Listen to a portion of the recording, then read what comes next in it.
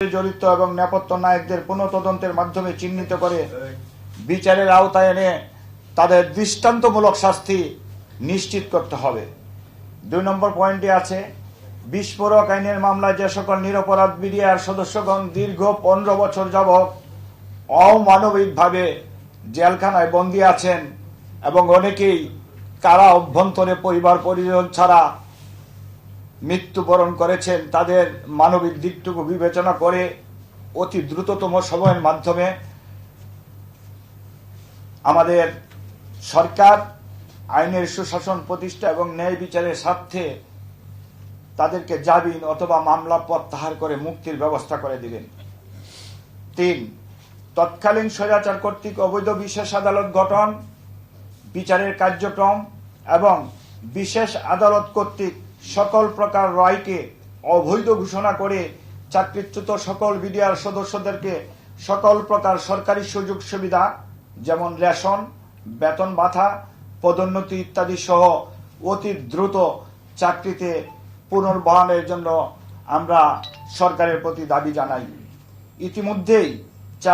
ইতিমধ্যেই শহীদ সেনা অফিসারের পরিবারের পক্ষ থেকে যে সকল দাবি দাবা উত্থাপন করা হয়েছে সেগুলোকে মেনে নেওয়ার জন্য এবং ঘটনার পরবর্তী সময়ে পিলখানা হত্যাকাণ্ডের সূত্র ধরে যে সকল দেশপ্রেমিক চৌকো সেনা অফিসারকে অন্যায়ভাবে চাকরি থেকে বরখাস্ত করা হয়েছে তাদেরকেও সরকারি সকল প্রকার সুযোগ সুবিধা সহ চাকুরিতে পুনর্বহালের জোর দাবি জানাই।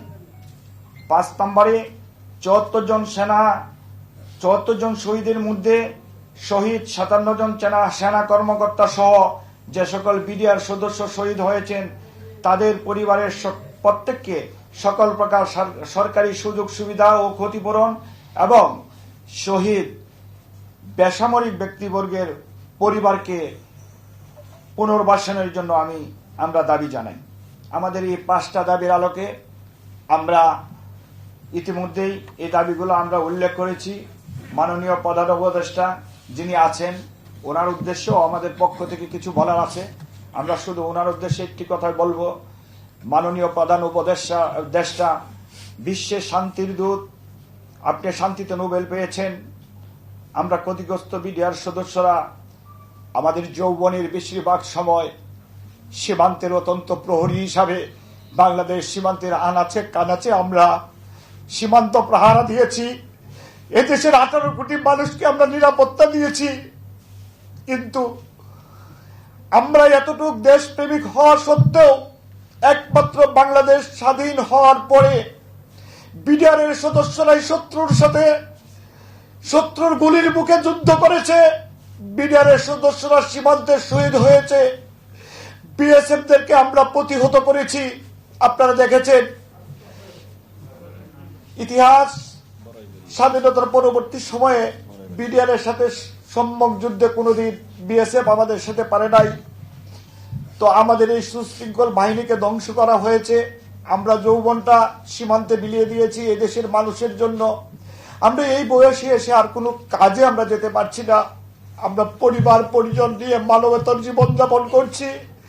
সন্তান যখন প্রশ্ন করে, বাবা তুমিও তো চাকরি করতে, আজকে কেন তোমার চাকরি নেই, আমরা কেউ তার প্রশ্নের জবাব দিতে পারি না। আমরা শুধু এতটুকু কথাই বলতে চাই, বিশ্ব মানবতার দূত, শান্তিতে নোবেল বিজয়ী ডক্টর ইউনূস সাহেব, আপনি মাননীয় প্রধান উপদেষ্টার দায়িত্বে পেয়েছেন। আপনি সহ স্বরাষ্ট্র উপদেষ্টা এবং সরকারে যারা আছেন আমাদের বিষয়টাকে গুরুত্বের সাথে বিবেচনা করে আমরা যাতে পুনরায় আমাদের চাকরিতে যেতে পারি।